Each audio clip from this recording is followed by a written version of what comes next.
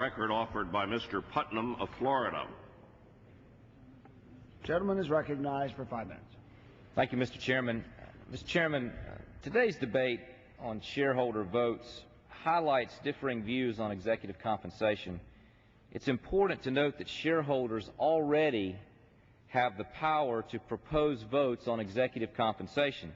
In fact, during the 2007 proxy season, 64 corporations will hold votes on whether to provide shareholders non-binding votes on executive pay. As my friend from Georgia referenced, Aflac has already voluntarily agreed to include an advisory vote on executive compensation on its 2007 proxy statement, an example of market forces and shareholder views at work. These examples reflect boards' responsiveness to improving corporate governance and holding executives accountable to fulfill their duty of increasing shareholder value by growing profits and creating jobs. However, my colleagues on the other side of the aisle argue that boards of directors pay for CEOs is disconnected from their performance. I would argue that if you believe that, then you should support this amendment that focuses on performance and encourages greater accountability. The amendment I offer today brings attention to what is known as non-qualified deferred compensation. It allows the issuers to be exempt from the non-binding shareholder vote on executive pay if the issuer provides the majority of their executive's compensation in the form of that non-qualified deferred compensation. And the reason for that is that non-qualified deferred compensation is subject to forfeiture. Unlike worker or union pension plans, it is contingent compensation. In other words, it is based on the performance of the company, the CEOs, and the executives. Those that have poor performance forfeit some of their compensation.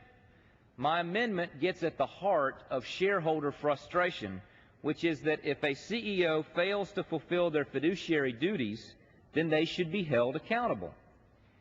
Let me give you an example. Recently, a CEO of a major corporation announced that he would be leaving his post at the end of the year. The board of directors of that company decided not to give a large incentive bonus to that CEO because the company reported a 28% decrease in their profit for the last quarter of the year. While the CEO claimed that he deserved a $7.65 million bonus, the board reached an agreement, and the CEO will receive less than half of what he thought he was entitled to. The board exercising discretion based on performance, holding executives accountable. Mr. Speaker, this amendment aligns management's interest with shareholder interest, enhancing shareholder value and equity in the company. Non-qualified deferred compensation packages help to drive financial performance, meet growth targets, and ensure the retention of good-performing executives. Simply put, if the executive does not perform and the company suffers, then the compensation should reflect as much. I would also like to point out that in 2004, both Democrats and Republicans created rules that determine when it is appropriate to defer to certain types of compensation. It is unnecessary for shareholders to have a non-binding vote if there is no constructive receipt of that compensation.